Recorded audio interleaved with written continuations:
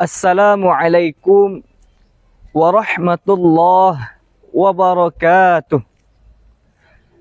Innal hamdalillah nahmaduhu wa nasta'inuhu wa nastaghfiruh wa na'udzu billahi min syururi anfusina wa min sayyiati a'malina.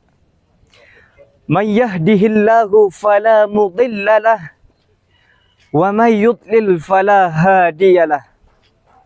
Asyhadu an la ilaha illallah wa asyhadu anna Muhammadan abduhu wa rasuluh alladzi la nabiyya ba'da amma ba'du. Mari kita bersyukur kepada Allah yang senantiasa melimpahkan rahmat dan nikmat serta inayah kepada kita semua, sehingga kita dapat melaksanakan aktivitas seperti biasanya. Salawat dan salam kita sampaikan kepada Nabi Muhammad sallallahu alaihi wasallam dengan lafaz Allahumma salli ala Muhammad wa ala ali Muhammad. Pada kesempatan kali ini, saya akan mengangkat sebuah judul ceramah yang bertemakan 3 bekal amar ma'ruf nahi mungkar. Kaum muslimin yang dimuliakan Allah, mengajak kepada kebaikan dan menghindari dari keburukan adalah tugas kita sebagai umat Islam. Kita harus bisa mengajak diri kita sendiri, keluarga dan orang-orang di sekitar kita untuk menjadi lebih baik lagi. Hal ini memiliki ancaman tersendiri bagi orang-orang yang enggan melaksanakan amar ma'ruf nahi mungkar, sebagaimana yang diperingatkan Allah di dalam Quran surah Al-Maidah ayat 78 sampai ayat 79. A'udzu billahi minasyaitonir rajim. Bismillahirrahmanirrahim. Lu'inal ladzina kafaru min bani Israil ala lisani Dawud wa Isa bin Maryam. Dzalika bima asaw wa kanu ya'tadun. Kanu la yatanahawna munkarin fa'aluhu labi'sa ma kanu yaf'alun. Telah dilaknati orang-orang Bani Israel dengan lisan Daud dan Isa putra Maryam. Yang demikian itu disebabkan mereka durhaka dan mereka melampaui batas. Mereka satu sama lain tidak melarang perbuatan mungkar yang mereka kerjakan. Sesungguhnya amat buruklah apa yang mereka perbuat itu. Syekh An-Nawawi Al-Bantani di dalam kitab tafsir Al-Munirnya, ia berkata bahwasanya amar ma'ruf nahi mungkar termasuk fardu kifayah.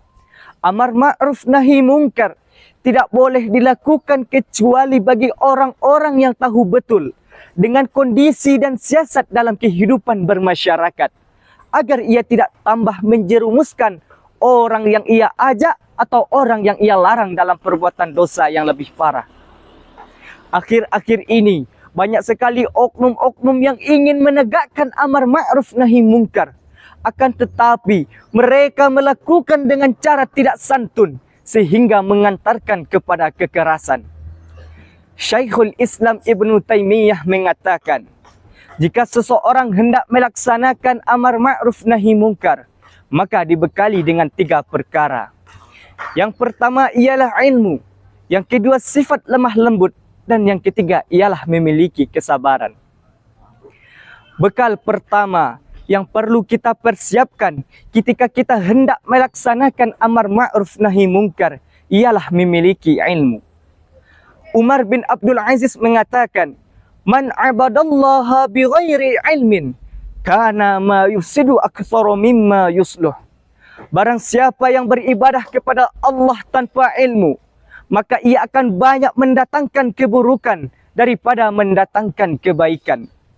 Begitu pula Mu'az bin Jabal pernah mengatakan, al-ilmu imamul amali wal amalu tabi'uhu.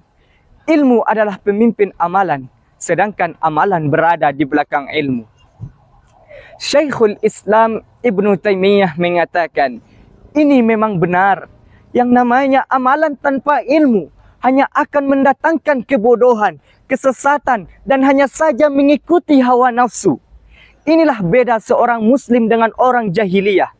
Seseorang muslim membekali dirinya dengan ilmu ketika ia hendak melaksanakan amar ma'ruf nahi mungkar. Seseorang muslim bisa membedakan mana yang baik dan mana yang buruk. Kemudian bekal yang kedua yang perlu kita persiapkan ketika tengah melaksanakan amar ma'ruf nahi mungkar ialah memiliki sifat lemah lembut.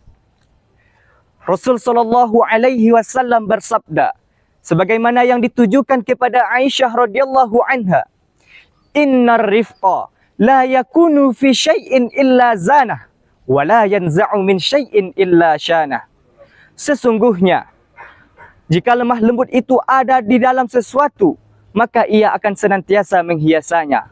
Dan jika lemah lembut itu hilang, pastilah hanya akan kejelekan yang akan datang. Kemudian di hadis lain, Nabi SAW bersabda, "Innallaha rafiqun yuhibbur rifqa wa yu'ti 'alal rifqi ma la yu'ti 'alal 'unfi."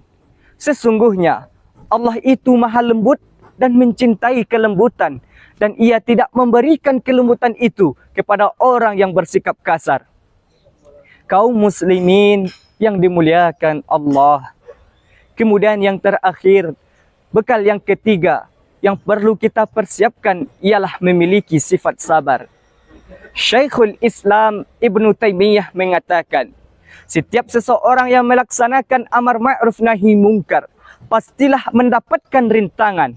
Oleh kerana itu, jika tidak disertai dengan sifat sabar, maka akan banyak mendatangkan keburukan daripada mendatangkan kebaikan.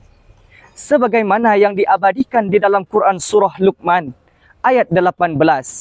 Wa'mur bil ma'rufi wanha 'anil munkari wasbir 'ala ma asabaka inna dzalika min azmil umur. Dan perintahkanlah manusia untuk mengerjakan yang baik dan cegahlah mereka dari perbuatan yang mungkar, dan bersabarlah atas apa yang menimpa kamu. Sesungguhnya semua itu merupakan kewajiban dari Allah.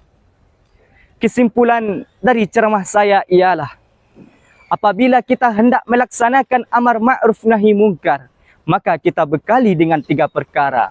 Yang pertama ialah ilmu, yang kedua ialah sifat lemah lembut, dan yang ketiga ialah kesabaran. Demikianlah yang dapat saya sampaikan.